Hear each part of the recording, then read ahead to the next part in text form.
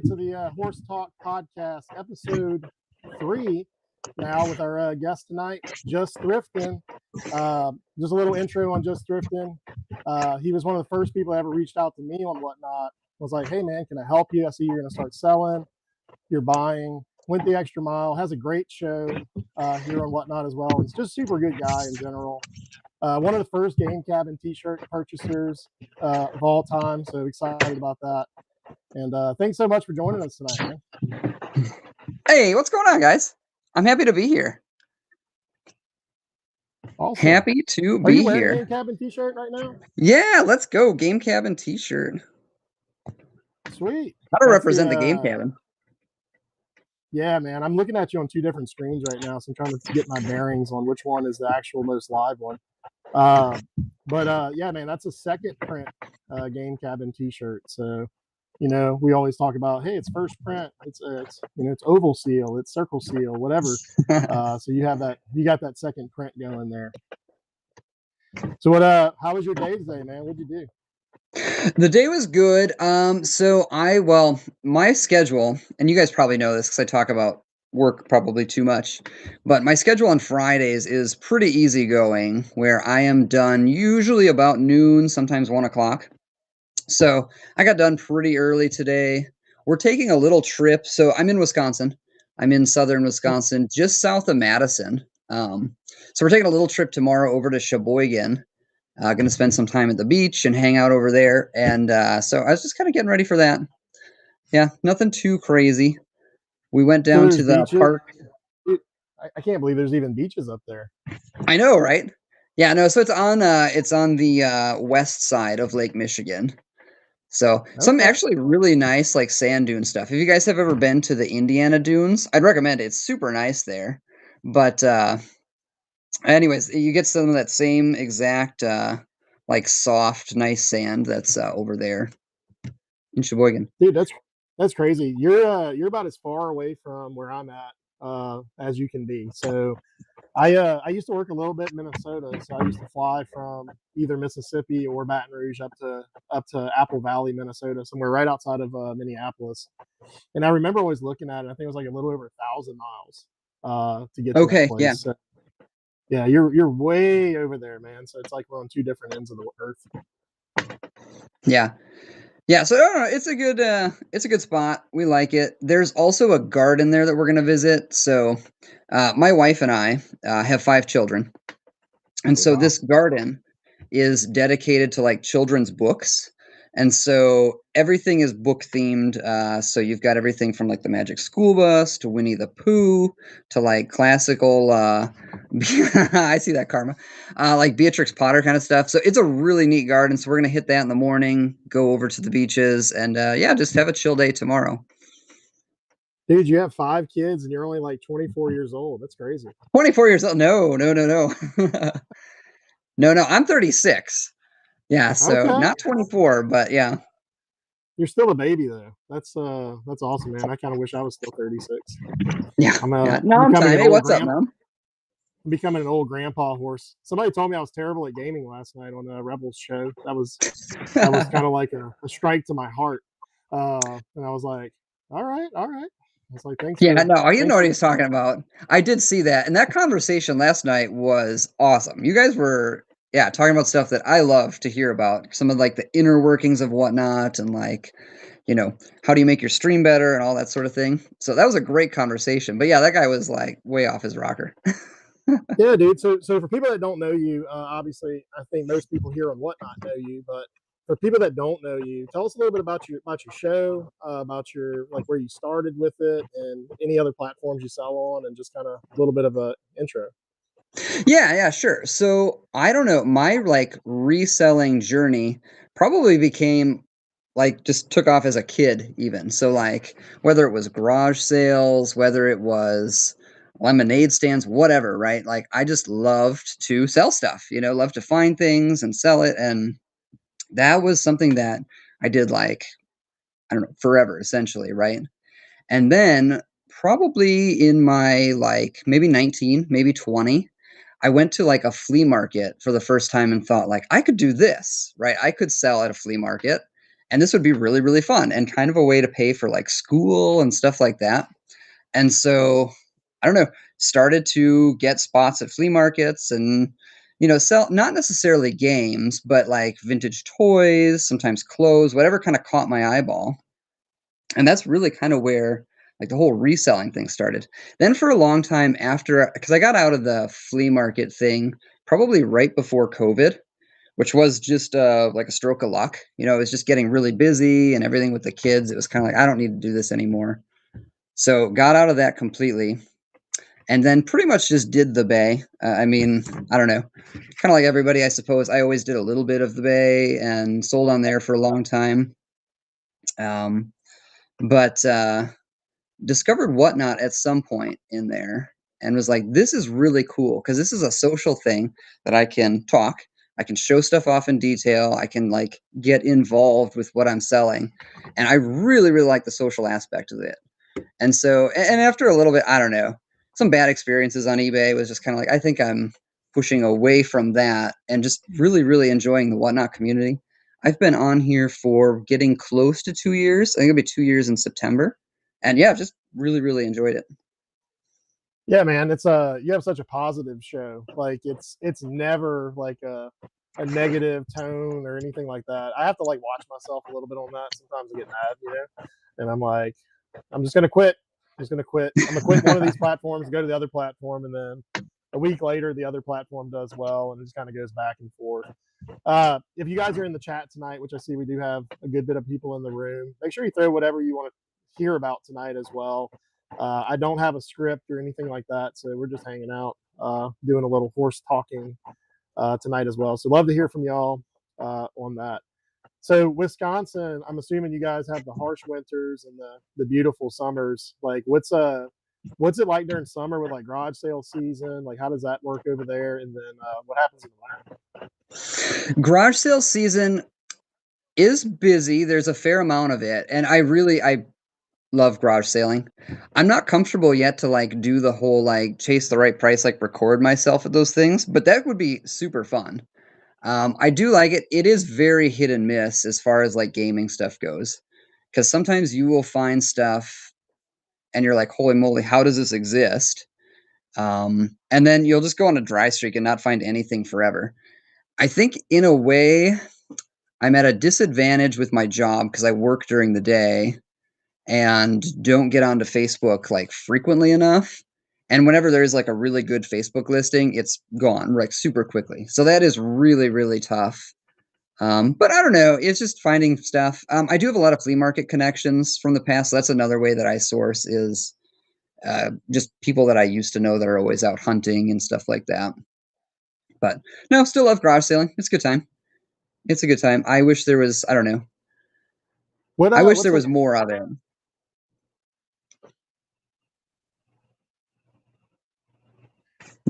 What's a flea market look like in Wisconsin? Like, is it like we have one here that's like, it's in a little town called Prairieville, and it's about an hour from my house, but it's it's like this little huge aluminum building, not like what you're thinking, like really old and galvanized, and like there's a bunch of little stalls. It looked like a place where they had horses at one time. Go figure, horses of all things. And it's just like a million little booths and things like that. Is it the same in Wisconsin, or like what you guys looking at? Yeah, 100%. It's very much the same. I think about like most of the flea markets that I go to are in like fairgrounds. And so you have every sort of building from sheds where they keep animals for the fair, all the way up to like concrete floors and like really nice buildings. So it kind of depends on where you're at with that. But pretty much as you described, you might get like a 12 by 12 spot. You might get something a lot smaller, like 6 by 6. Just kind of varies size wise of your spot that you get. But yeah, just little booths, table set up with people's wares, kind of laid out in front of you. Yeah, man, I'm very much a homebody myself. I've traveled quite a bit with work and things like that, but I don't enjoy that so much. But the only things I really know about Wisconsin are watching that '70s show, watching Brett Favre and seeing people with cheese heads. my father-in-law is a huge Green Bay Packers fan, always has been his Oh, no entire kidding. life. Not from there or anything, from here, and he likes the Saints as well, but diehard Packers fan. So tell me a little bit about Wisconsin in general. I'd like to just know more and learn a little bit about what's the culture like and what are people like. It's pretty easygoing. For the most part, I'd say folks are generally quite friendly, pretty easy to get along with. We live in a really small town, Monroe. It's about 10,000 people or so. And I don't know. Yeah, it's very quiet and I would say easygoing for the most part. You get up to Madison, things are busier with like farmers markets and stuff like that, but I don't know. Yeah, a lot of outdoor activity in the winter. I was talking to a friend about this actually, and it's like I think what we try to do in Wisconsin with the winters being so cold is we try to pack everything that you might want to do into like, a few months in the summer. And so the summer is so busy. You're just like going and going and going. And you might experience this kind of too. But then like the winter months, you're kind of squirreled away a lot more. And I don't know. Not that you're not busy, but it's just you're not doing nearly as much, it seems like. So I think that's kind of how it is. I don't know, in the Midwest in general. But yeah, busy, busy summers. That sounds very familiar. Like when I talked to Buck, pretty much talk to Buck every day, but he kind of described it the same way. It's you're going jet skiing, you're going swimming, you're literally going to get every moment of this summertime nice weather in before the snow and all that different stuff.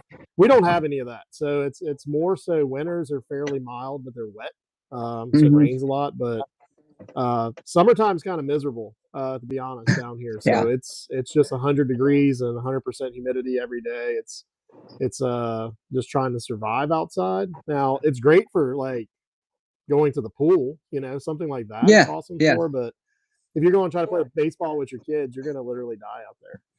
Right. It's one of those situations. Right. Now I saw a whatnot So your last related couple shows. question.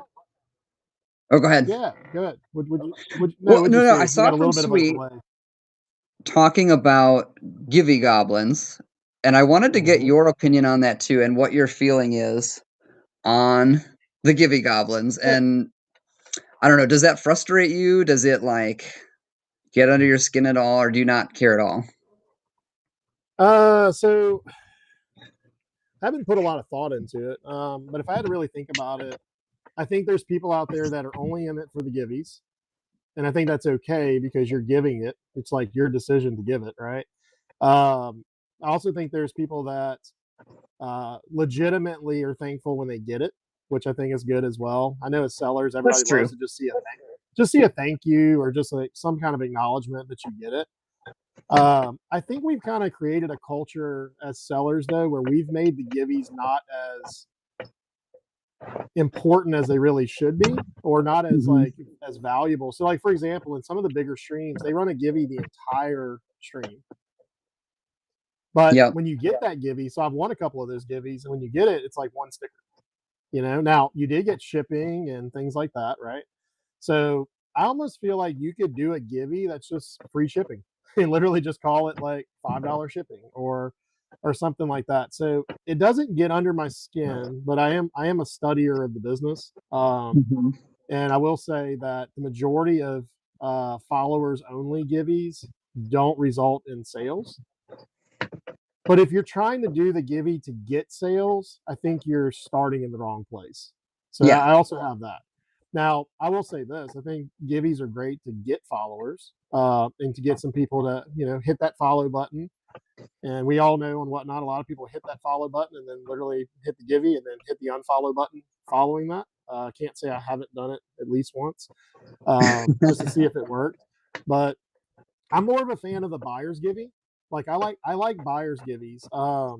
It's there's some technical quirks that I don't like about it. So like if you don't set it up ahead of your show, then it causes all kind of chaos because it's only sales after you set it up. I'm a big fan of that, but man, in the last month or two, I just been deciding on who I'm going to give something to, or have my mods decide, or whatever. So if a person buys like 7 NES carts, I don't care if they're $3 or $100, whatever.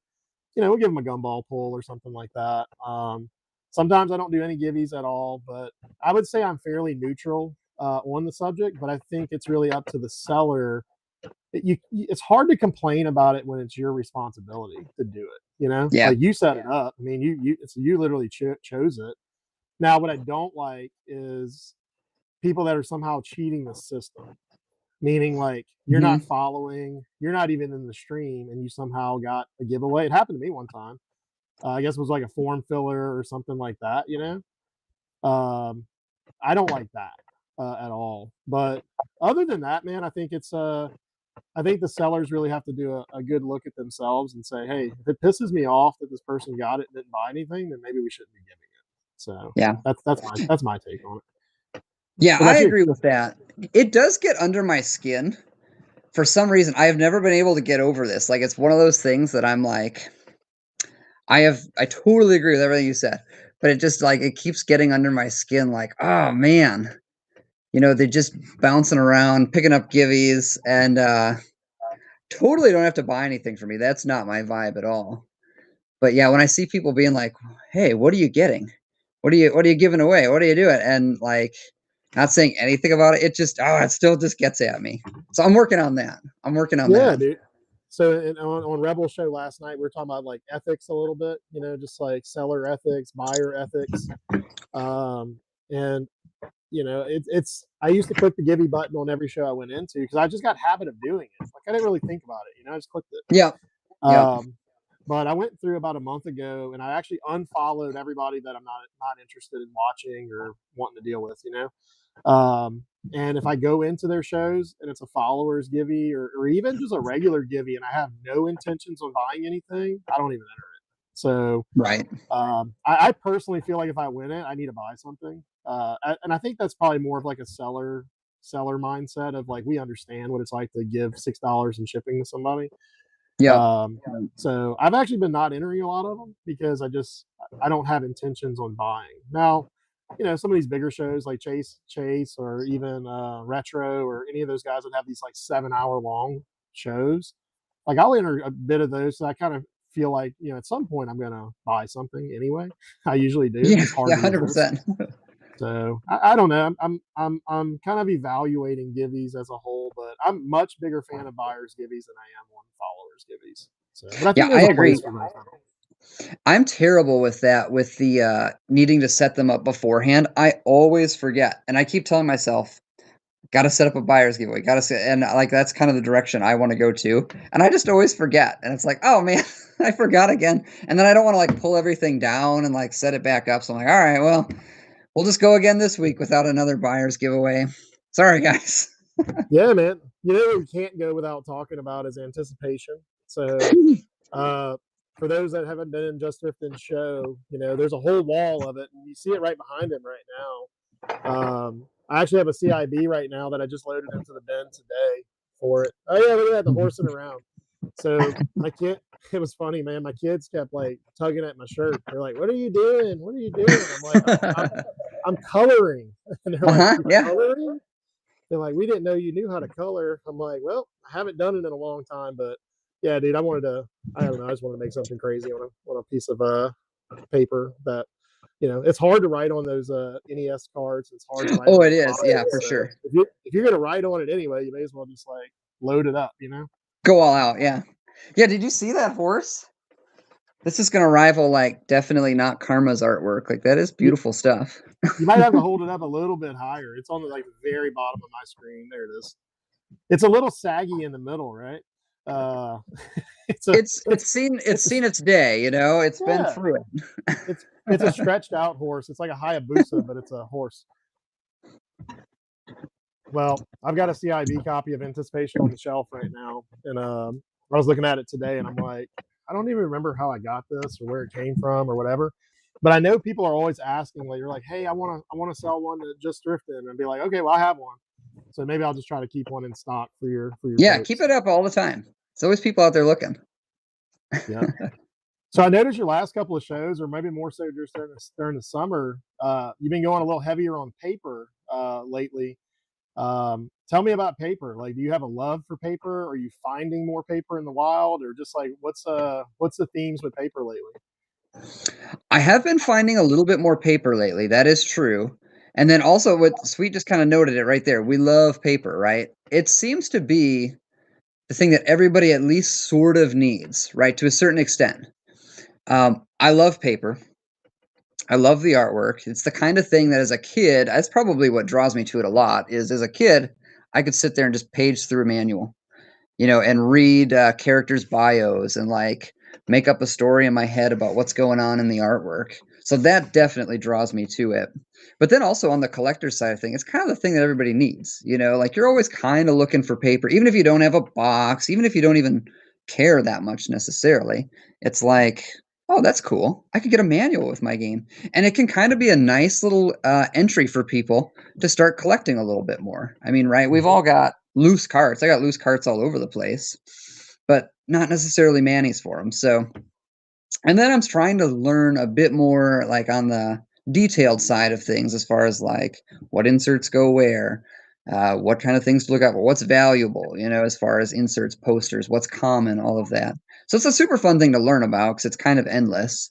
And then it's just something that I think can kind of help everybody's collection out a little bit. So a little bit more paper. And then you said it, I just came across some extra stuff too. So it's like, this is easy to do then.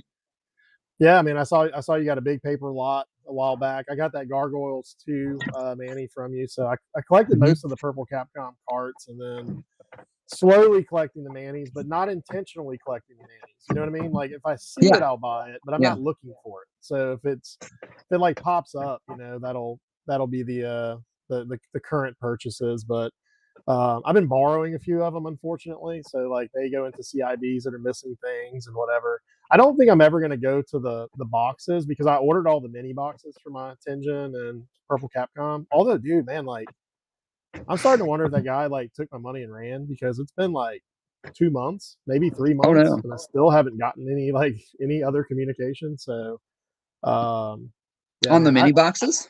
Yeah, it's been a long time. So I see y'all's comments in the commentary. I'm writing some notes down as we go, and we'll hit some of those topics. So what are you drinking? Spindrift. Is that a beer? No. It's like what is this? Sparkling water. Do you know LaCroix? Yep. Yeah, it's like that. It's not great. It's something. He's like, it sucks, but I'm drinking it anyway. Dude, I was looking at this the other day. My dad gave me this. This was his from when he was a kid. But that's cool. it's an actual James Bond 007. He told me to sell it and sell it for the boys and just like put it in their account because he had no interest in it. But there's a whole set of them, and we sold one of them like a week ago. They went for like $90 or whatever. I think it was about $100. But isn't that cool though? That is so cool. And it's I think it's 1960 something, 1965 Guild Rose, which is pretty cool. Printed in the USA. Yeah, that's very cool. And you got it from your dad, did you say?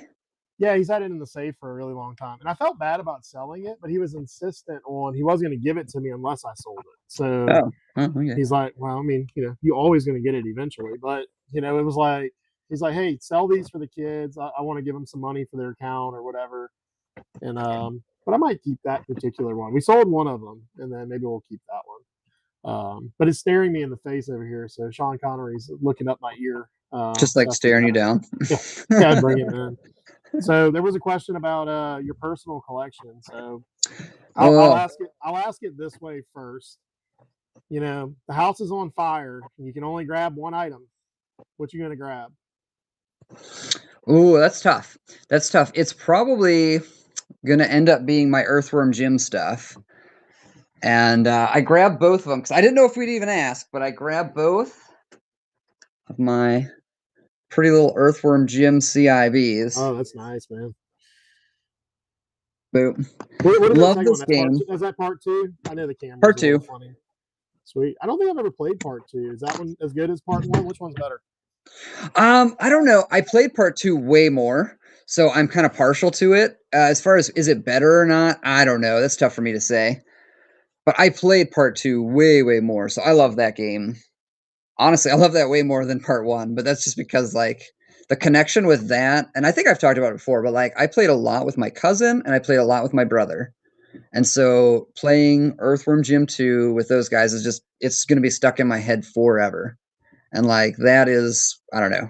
That and Sunset Riders. Sunset Riders is also probably going out with me. So I didn't grab that, but that's two. Sunset Riders has got to be there. Dude, I didn't mention it. I don't think I sent you the picture, or maybe I did. But my buddy, he's from Chicago, and he lives here. And he just went home recently, and he was like visiting his mom for a few days. And he knew that the game cabin was here and all that. And he was like, "Man, I'm gonna go look in the attic and see what I can find for you." I'm like, "Oh God, awesome!" I was like, "Send me pictures right away." I'm super excited. But anyway, he found some Nintendo Powers. But what he did find is a CIB Genesis Sunset Riders in perfect condition, like beautiful. Nice. And so that's coming my way here soon. I told him, I was like, "Look, I will buy it from you. I will not sell it. I will keep it forever." And I'll be like, "Hey, I have your favorite game from when you were a kid." He doesn't want it. But I got a feeling at one point he's going to come back and be like, "Hey, dude, you still got that Sunset Rider?" So I'm just going to hold on to it. But I've actually never played it. So I'm going to play it on Genesis and see how it goes. Yeah, let me know. I've never played it on Genesis. I've only ever played it on Super. And yeah, that takes me back too. That's actually going to be a live stream for me one of these days, just a playthrough of Sunset. I cannot beat Sir Richard Rose at the end. He's like kicking my butt left and right. I can get there, no problem, but then I just die. So I'm like, okay. What's I gotta the be game more like? entertaining Like than this. I've never even seen it. Is it like a light gun game? Like what is it? It's like a side-scrolling shooter. So you play as a cowboy, you can jump, slide, and shoot, and then you're dodging bullets and gunning down bad guys, essentially. Kind of sounds like Contra with Mega Man or something. Yeah, not terribly unsimilar. Just a side-scroller. Yeah, it's cool though. That's good. Gotcha. And then, so obviously you're gonna grab the Earthworm gems on the way out. So was Super Nintendo like your console of choice when you were younger? I would say so for sure. I really, really enjoy NES now. I love the color and the art. I really enjoy playing NES, but as a kid, I played way more Super Nintendo. Okay. Like I never way had the Super Nintendo.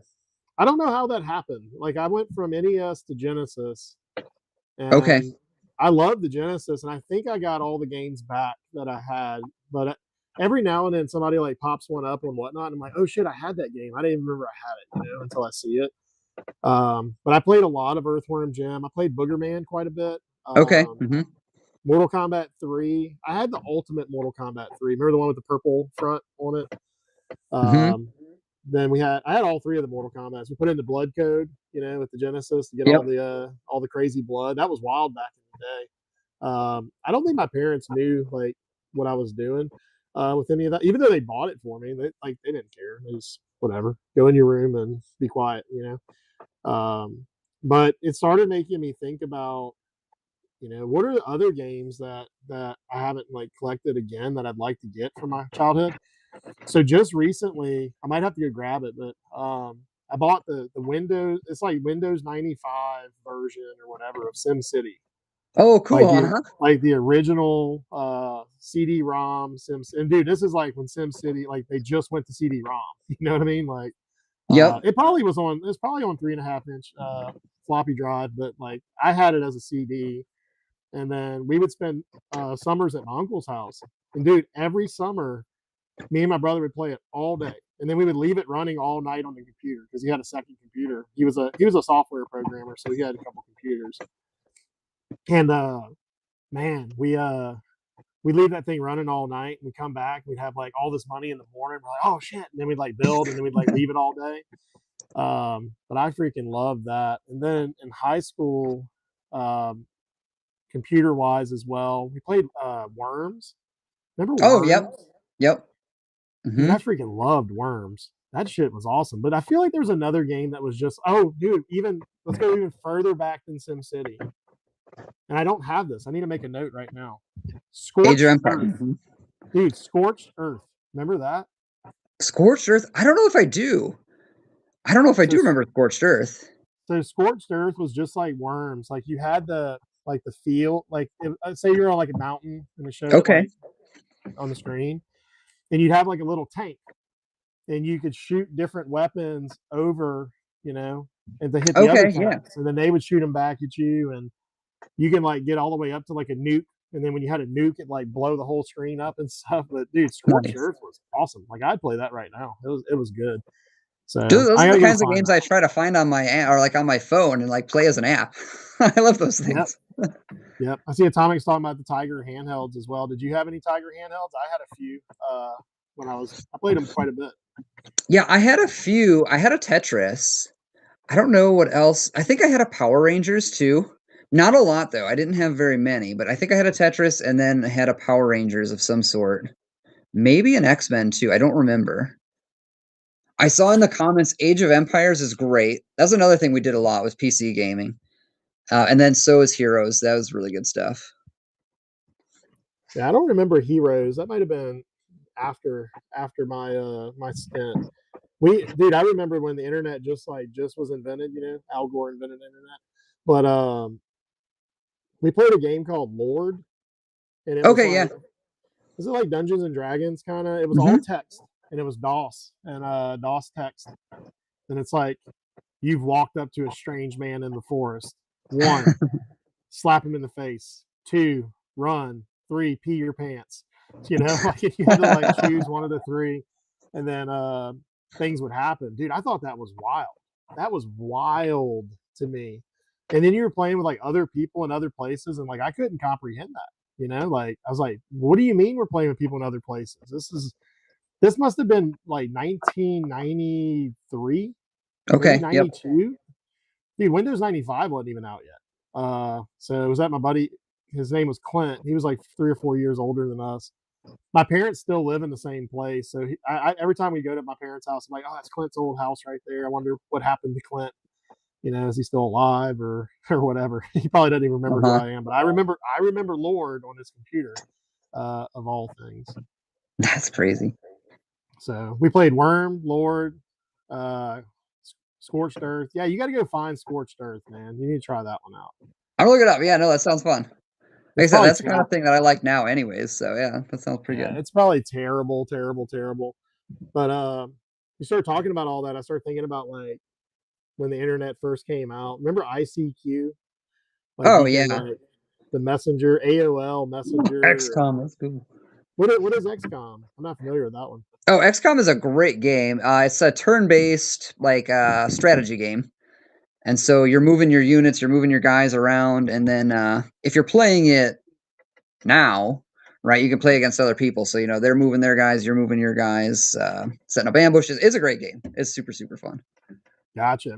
Yeah, and I was telling somebody the other day, they were talking about like how many, like which console did you play the most? And I think there's a difference between what is your favorite console and what is the console you played the most. Mine are Oh, two for different. sure. Two different things. So for you, which one? So Super Nintendo was your favorite. Which one did you play the most? So I played Super Nintendo Okay. absolutely the most. And probably still Super is my favorite. Yeah, I say it's both for me. Okay. The Super Nintendo I So, played the most of. so for me, I think my favorite would have been still be NES. Okay. Although I'm Mhm. really loving the Super Nintendo now because I didn't have one, so everything's new to me when I play Super Nintendo. But the one I played the most, I think, was probably like Xbox 360. I played the shit out of some Xbox 360. We played a million hours of Call of Duty.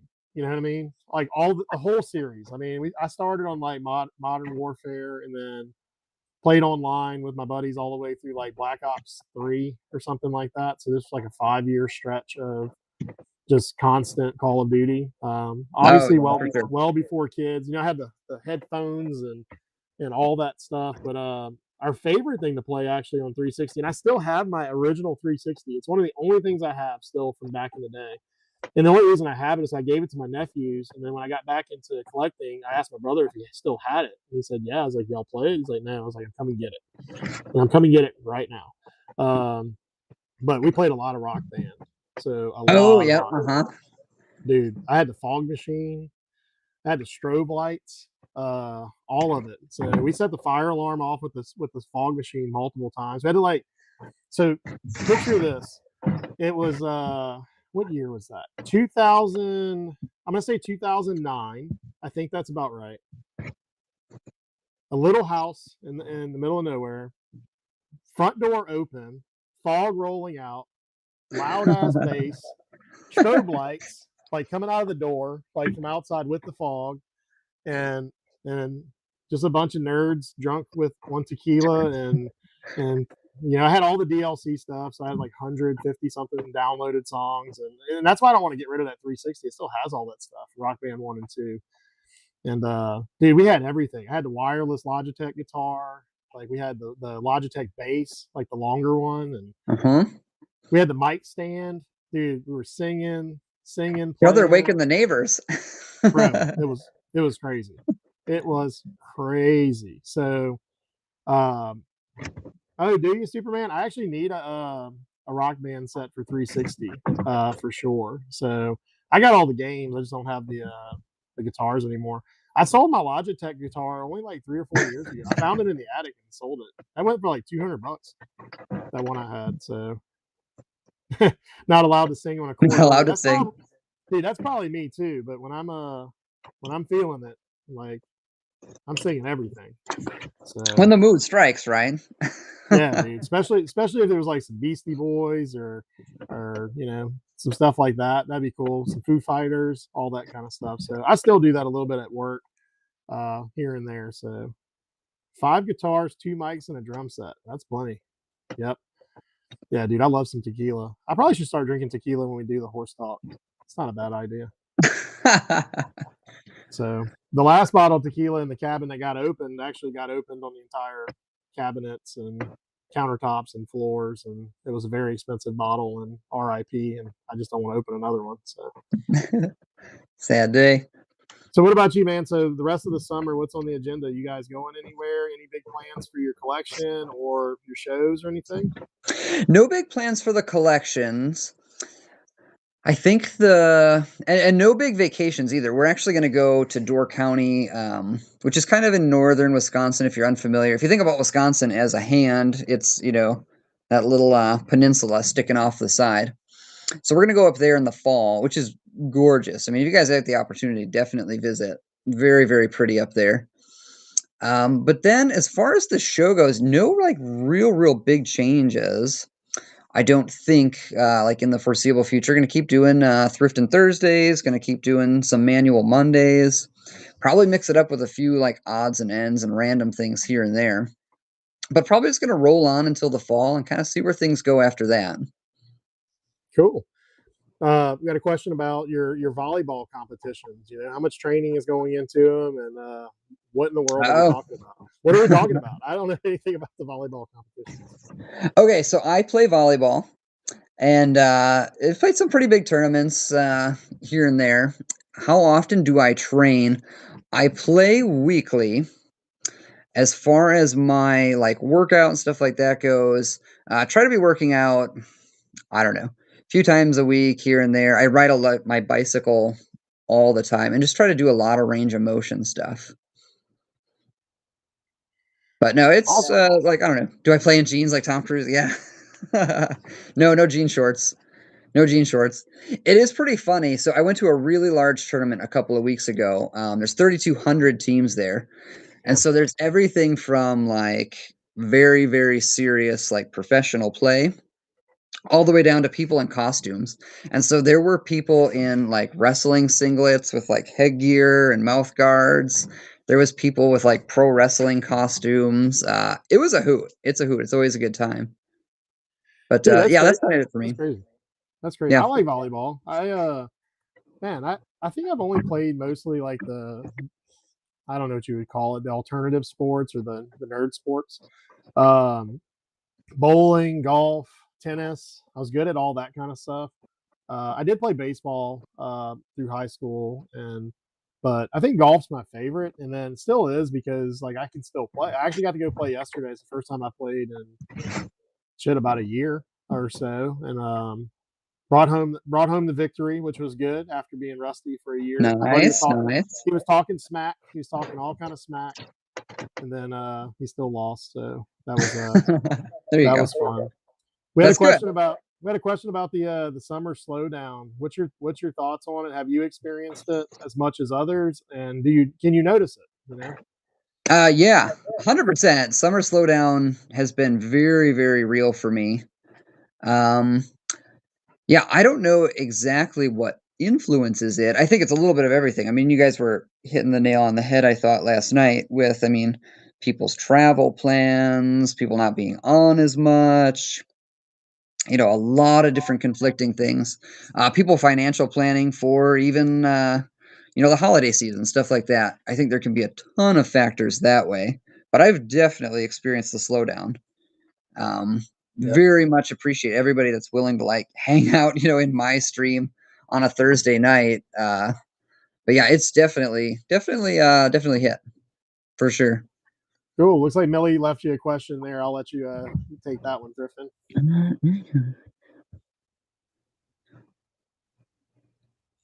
So for you guys on YouTube, you can't see that. It says if you could revamp one, exile one, and leave one.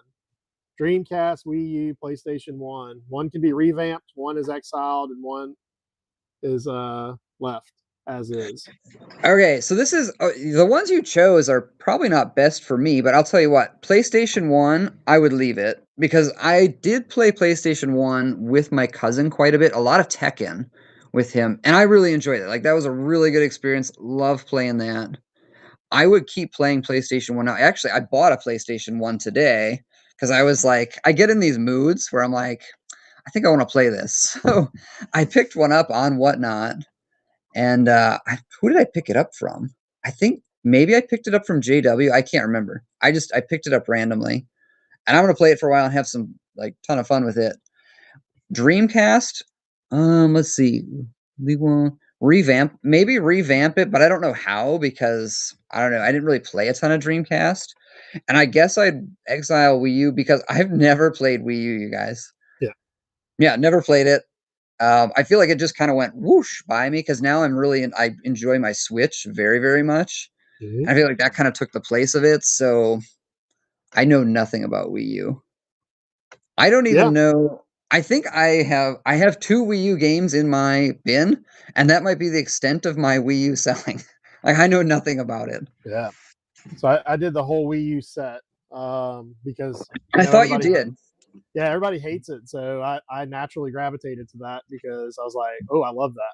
I love that everybody hates it because that means that the prices won't be bad. There are a few games that are pretty pricey, but nothing crazy. And I mean, when I say pricey, there's a couple games in the 100+ Okay, yeah. range. But I've been working on that N64 set, and I'm actually surprised at how many carts are over $100. There's quite a few as you go. And then just got the Super Bowling recently. Nice. Yeah, there you go.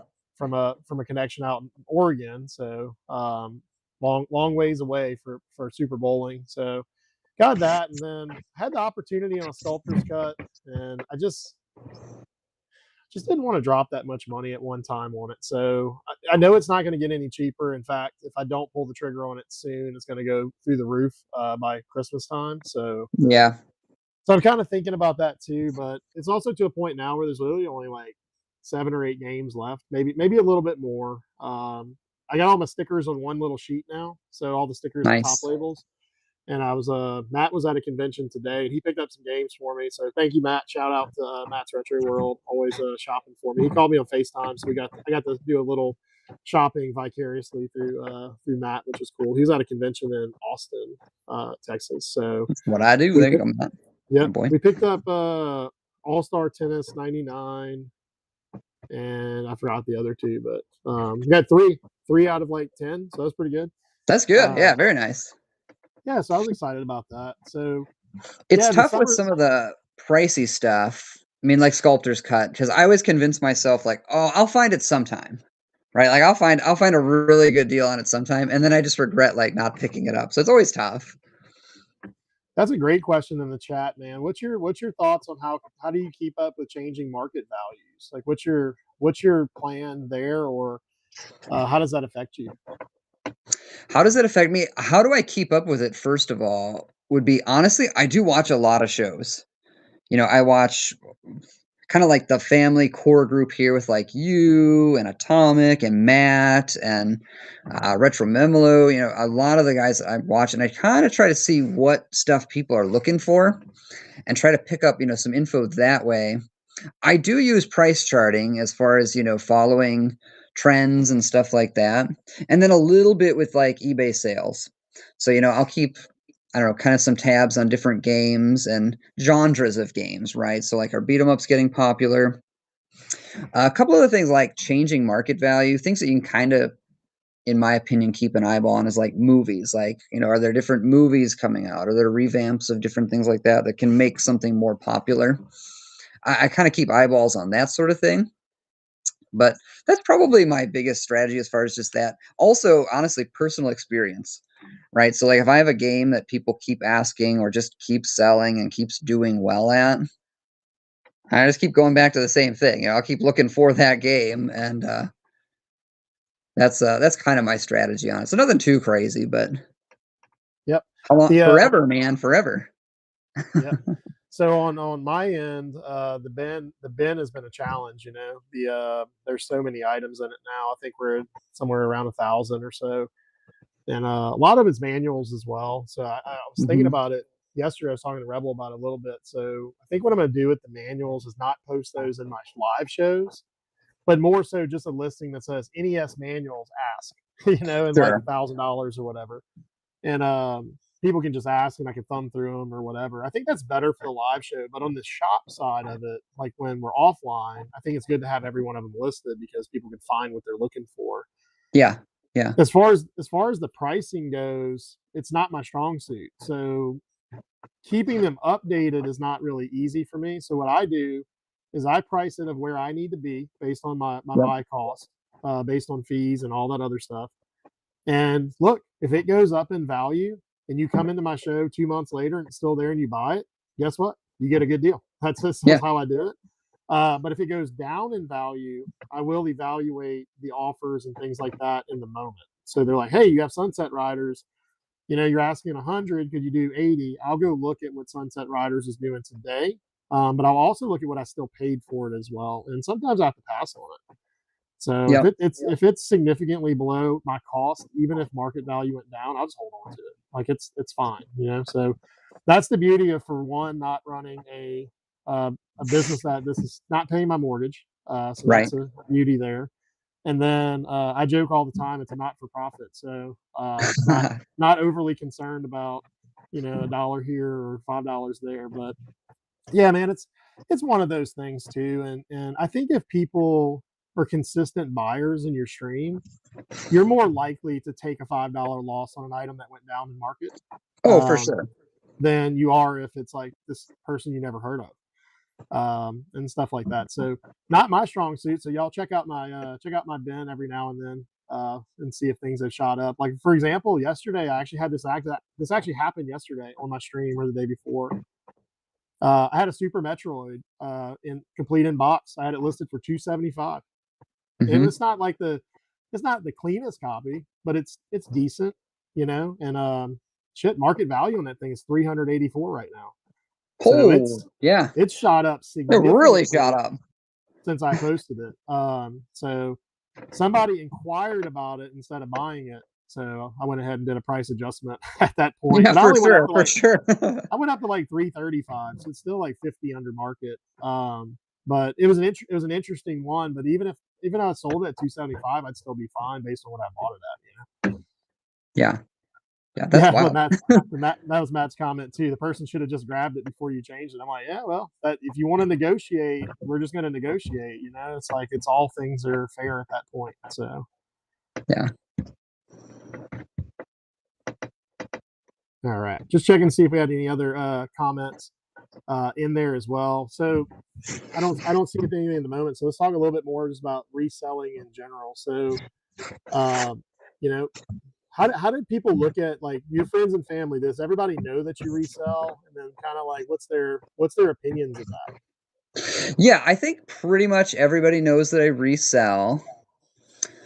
I think for the most part, like folks that are like closest to me, like my brother actually used to help me resell. So I mean, he knows all about it. But like my parents, friends, family, etc.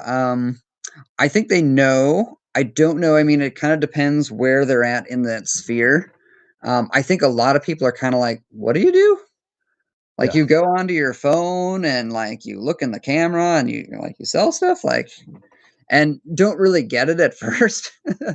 But after you explain it, or sometimes I love to just pop up the app and jump into, somebody's show and be like, hey, this is what I do right here. Look at this. I probably do it worse, but Yeah. show that off, and then people kind of get it. I don't know how people feel. It's a really, I would say, wide range of reactions, because some people are like, oh, that's really neat. Like, that's very fun. I don't think I could ever do that. And then some people are kind of like, oh, yeah, is that really worth your time? Stuff like that. And it's like, I don't know. I really enjoy it, first of all. Like you said, it's not gonna like pay my mortgage. I'm not retiring on this. This isn't gonna be like something I'm gonna probably do professionally, even though I would love that. That would be super, super fun. At this Mhm. point, I don't see that as my thing. I see it as like a hobby business, kind of a side thing that I just really enjoy doing. I also do it. I mean, this is off of the subject of friends and family and stuff, but like I get to do it with my kids, and like that is super, super important to me. They're not really, really into it at this point, but like packing boxes, jotting little notes to people, things like that, they're kind of getting into and getting interested in reselling. I have a 10-year-old who is like, she's a killer. Let me tell you. She is like, do you think they'd take 8 for this? At a garage sale or whatever it is, where she's like, looking at something, she's like, I bet I could, get a little bit off. And she's not afraid to go ask people. And it's like she's really got that kind of reseller's heart in a way. And I love it. It's like that's super, super fun to me. So to be able to like do this, build this up, and like kind of incorporate them into it at some point, like I think that'd be great. Super, super fun. That stuff's But kind yeah, of I find no, go ahead. I'm sorry. oh, I just find a wide variety of reactions, whether people like really like, oh, that's really cool, or are just like, that's weird. Yeah, I agree. I'm getting that now because people are surprised that I like games and things like that. People I've known for years are like, I didn't know you liked that. I'm like, well, I haven't looked at it, talked about it, or anything with anybody for like 15 to 20 years. But once you get the bug, you get the bug. Hmm. I'm probably coming up on about a year now, ish, and it's grown quickly. I don't plan on it growing much more. I think it's already at kind of like the capacity. But you brought up an interesting point too, like, hey, could you do this as a career and things like that? I don't think this would be fun as a career, to be honest. I think if you put the pressure and the stress on the deals, it's not going to be a fun thing anymore. That's Hmm. my take on it. Now I watch with like Chase and Retro Rick, and they all have different business models and this, that, and the other. But one thing is definitely there on all of those guys, and it's pressure. There is pressure Hmm. for sure, and they are at the mercy of the market.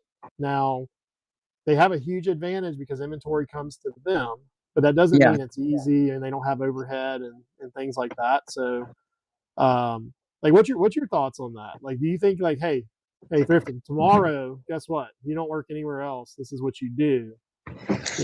Like, would you do what you're doing today, or would you change your business model? I don't, ooh, I don't know. That's a good question. I'd probably have to change my business model to a certain extent, right? Because obviously you need to run a lot more frequently, need to learn some advertising skills, need to I mean, definitely learn some things. I don't know on like the pressure side of it if it would get to me or not. I have a small taste of this during COVID. I was off. I was at home, not working. And you guys I think I've talked about it before, but I really enjoy painting, like miniature painting. And so I took to that. I don't know how, but I sold a couple of them, like just on eBay or something. And they took off. And I started getting Facebook stuff. I started doing stuff on the bay, and I started commission painting and churning stuff out. And by the end of that, I hated it. Like I was Uh, like, I do not want to paint, and I had this like I loved it. Like this was something I really, really enjoyed. And by the end of like this whole commission thing, taking on all these jobs and like I don't know, I was like, I do not want to paint another mini like ever again. And I'm back at it. Like I still enjoy it. Like it's fun for me. But yeah, if I turned this into like my profession and just did this all the time, would I still love it? And would I still like, because I really want to focus. I mean, you guys keep saying it in the chat, like the community, right? Like the people that are here that I really do care about. And I really do want to grow with and like chat with and be around with, and then turning that into a business, that would be tough. That would be really tough. I would still love it because it's the thing I love, right? But it's not necessarily the people so much, because you really do need to be churning things out more so. So that would be tough. I could see that being Yeah. really hard.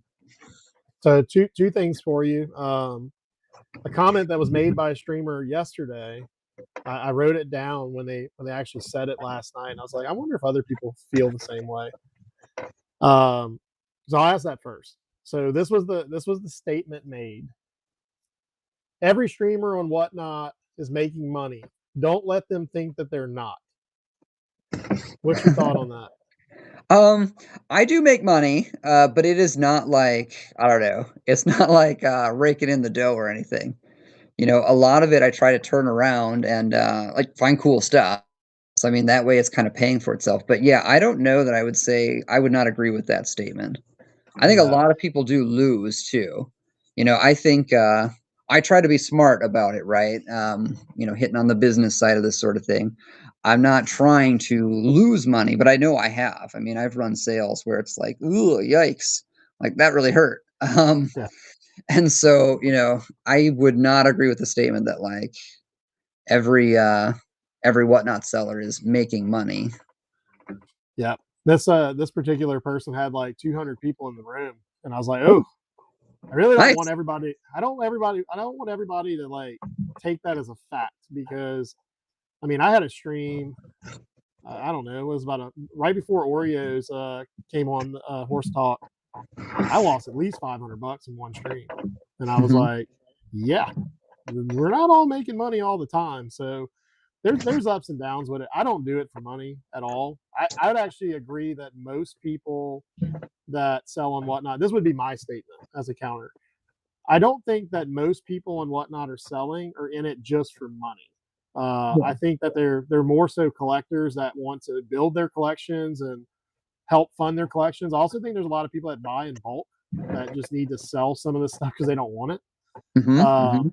But the people that are in it for careers, you should be able to identify them pretty quickly in the streams themselves. But a lot, I think everybody wants to make it. I don't think everybody wants to lose, but the people that I resonate with the most are the ones that I think have a passion for the games, whether they're keeping them or selling them. I don't care. It doesn't bother me. Yeah, for sure. But they see a value in the game. They're like, this is cool. Like, I'm proud to sell it. And I know when I first started selling, like, I didn't really understand condition stuff because I mean, I wasn't in this community, like I just Yeah, started. yeah. And I had some stuff sell super quick, and I was like, why did that sell so quick? And then I had certain stuff that I couldn't move, and I'm like, why didn't that move? And then I started realizing, it was like, okay, well, there's common, there's Mhm. uncommon, there's great condition, there's poor condition, and just learning the ins and outs of all that's been really, really interesting. I bought a game a couple days ago just because I had never seen it before. And I literally bought it for no Oh, other yeah. reason other than I just had never seen it before. So, and then I got it in, and I was asking people like, "You ever seen this?" And most people are like, "No, never seen it before." So I expected our people that have the NES set to know what it was, and then our folks that have been around for 20, 30 years doing this, they know what it is. But like I had no clue. So yeah, man, it was an interesting statement for sure. It didn't rub me the wrong way, but I'm like, man, it's just it makes you think about. There's a lot of influence when people say things and they're streaming and it gets out there. How many people take that for fact? Oh, And for like sure. it's an opinion. It's not a fact. Everything we said tonight is an opinion. It's not a Yep. fact. So Yeah, and I yeah, don't know, a statement like that is kinda spooky too, because 'cause I've been in plenty of shows, and I'm sure you guys have all seen them, where it's like, "Oh, man," like, your heart kinda goes out for them. Like, this looks like it's going rough, you know? And, like, I hope they didn't put a ton of money into that, buying stuff or whatever it is. Because 'cause I'm in the same boat. Like, when I started doing a lot of this, condition was kind of, it's important, but it wasn't, like, something I necessarily was super, super keen to. And so, I don't know, I do fear for people, like, if you're pouring tons of money into stuff and you don't quite know and you just think, "Oh, I'm just gonna make a ton of money on here because so and so maybe said so," it's like, be careful. That's all I would say is, like, be really careful, be smart about it, start slow, stay with what you're comfortable with. Don't get pressured into selling stuff like super, super cheap or something if you don't want to. If you want to, great, do it. Yeah. Super fun sometimes, just run everything at a buck, but don't get pressured into stuff like that, because that all depends your margins. Exactly right. Yeah, exactly right. I was thinking about it yesterday or the day before. A thought came to my head, and I should have wrote it down, and I still probably could. So I'll try to get it out the best that I can remember how I thought about it. So the moment that I can't stop selling and be content with what's in here is the moment I went too far. That's how I'm going to look at it. So like if I just stop right this second, all eBay goes away, whatnot goes away, not selling anything anymore, would I be happy with what I had, and could I afford to not sell it? Yeah.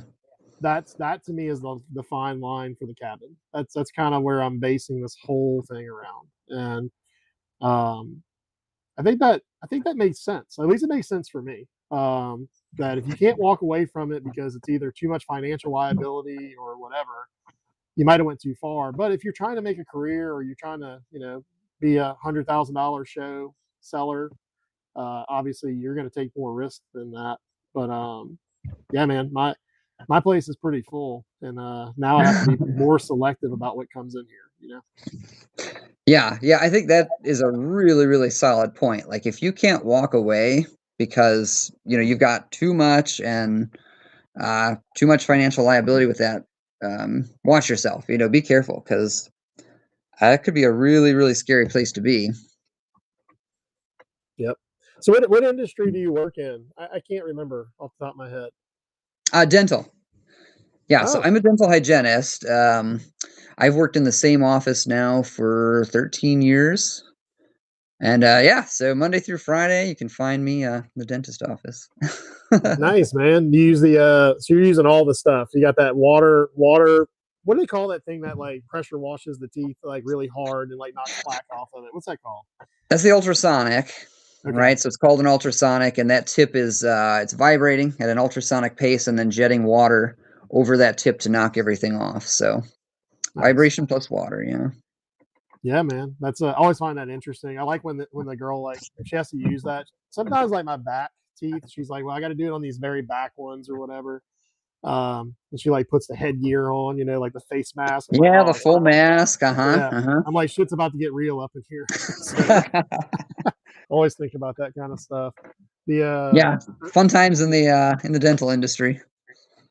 Yeah, man, I didn't go for a really long time, and then so we started going again, I guess like 6 or 7 years ago. And I had one cavity, so I think we did okay. Like That's pretty good, yeah, for sure. We were like keeping up with our teeth. We just didn't really go to the dentist. So it was one of those deals. And I don't enjoy going to the dentist. It's not my thing. But I don't think I'm the only one there. It's all right. That's all right. Yeah, nobody. I can't say that nobody enjoys coming to the dentist, but 99% of people probably don't enjoy coming to the dentist. Yep. So Superman asks, how do you decide when a game goes in your PC or up for auction? You mentioned the difficulty when values get higher. Do you keep those?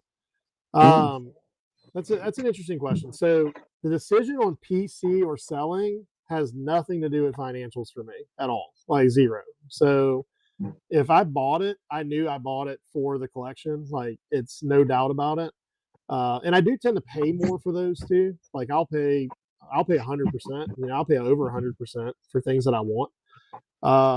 So I don't really have that. I don't know what I should do with it. That doesn't really hit me too much.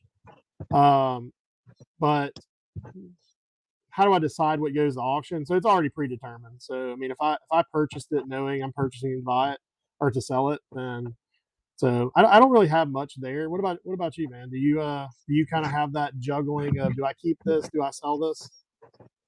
No, not really. I would say almost the same as what you said. If I bought something to resell it, I bought it to resell it.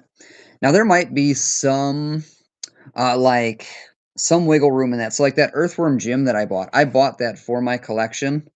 And kind of like you said, I was gonna buy it, right? Like I worked out a great deal with Dirt Road Games, great sellers on here. I picked that up, and that was going into my collection.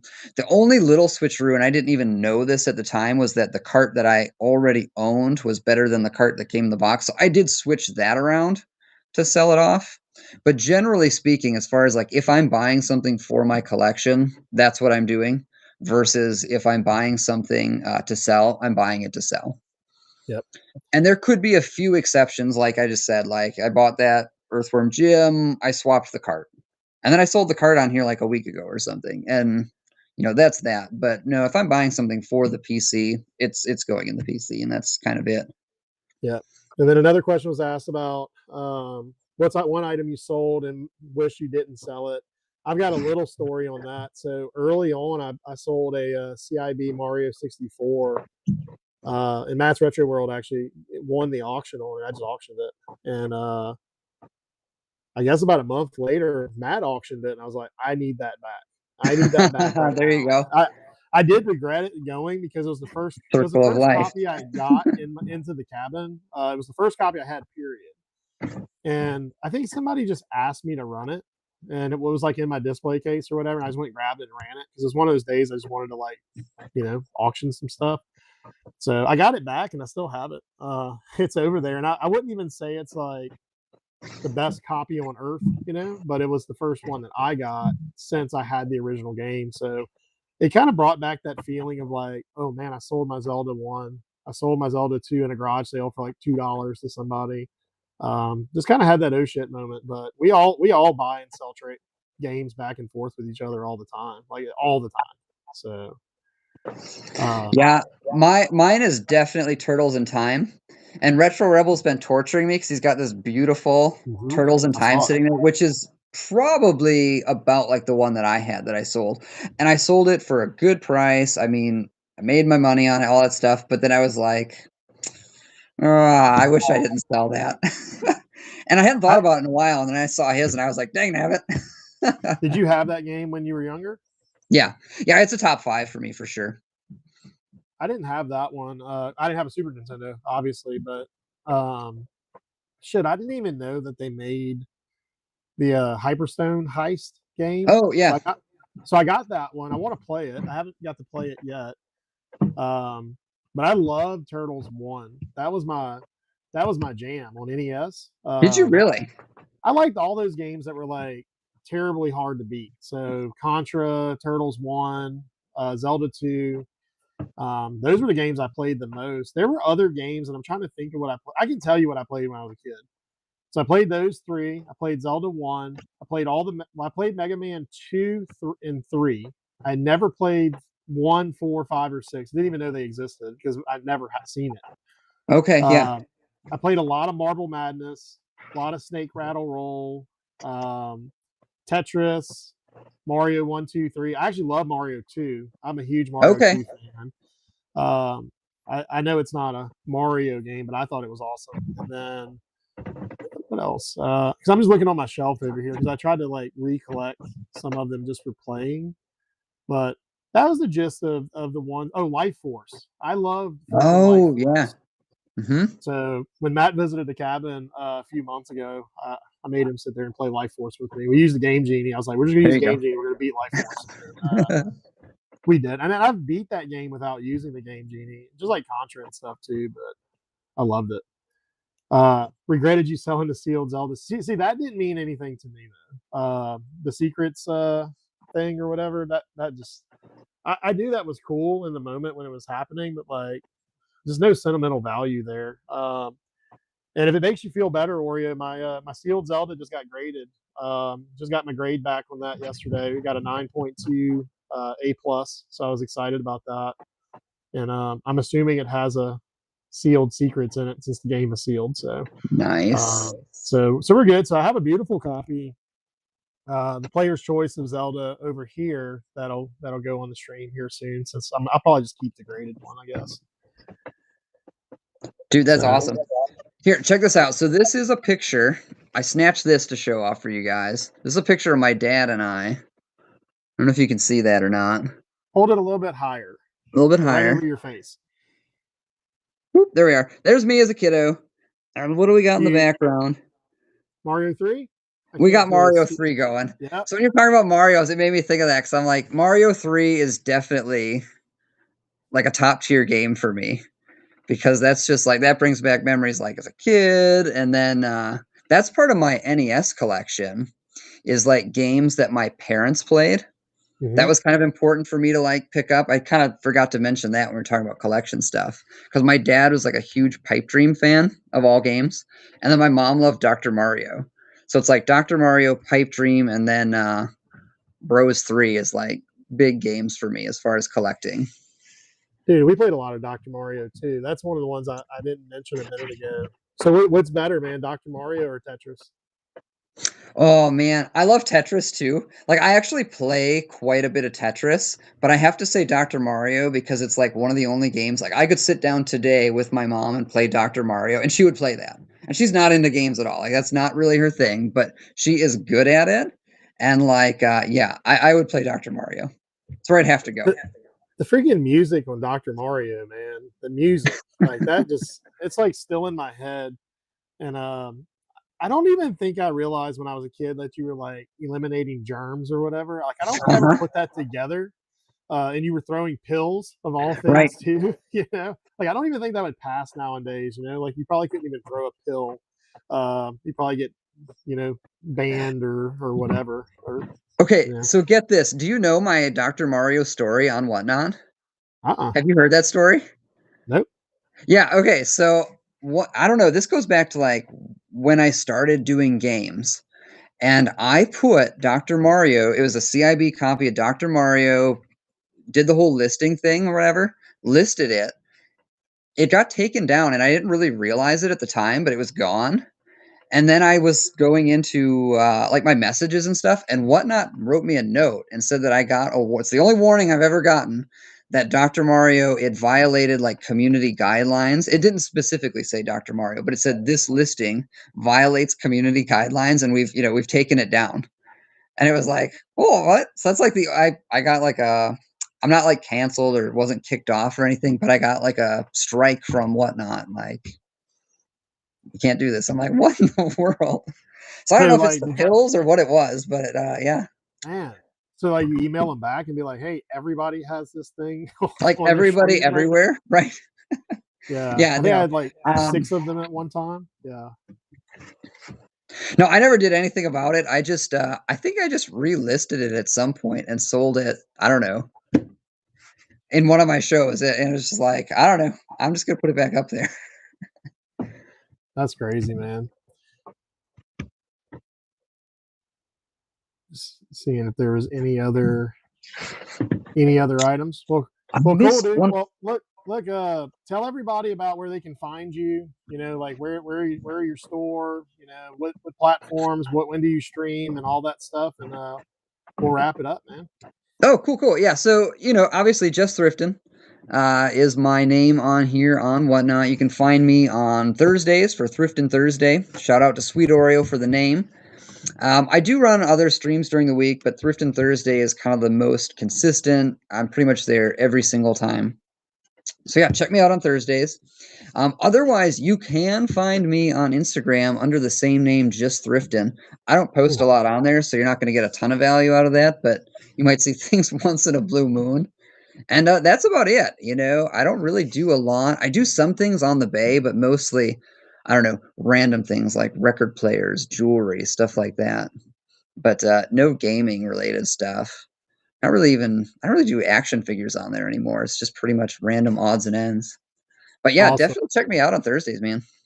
Yeah, you guys go check out Justthriftin. Great show, super positive, great stuff on there as well. And even if you're just hanging out, it's a great one to go to. Hey man, thank you so much for joining us tonight. It was a really quick, hey dude, you want to come on tonight situation. I appreciate the short notice and the positive vibes as always, man. So thank you so much. Oh, 100%. Yeah, thank you so much for asking. I was really happy to be on here and hope to do it again. Sounds great, dude. We'll see you later. Have a good one. Have a good night, guys. Bye.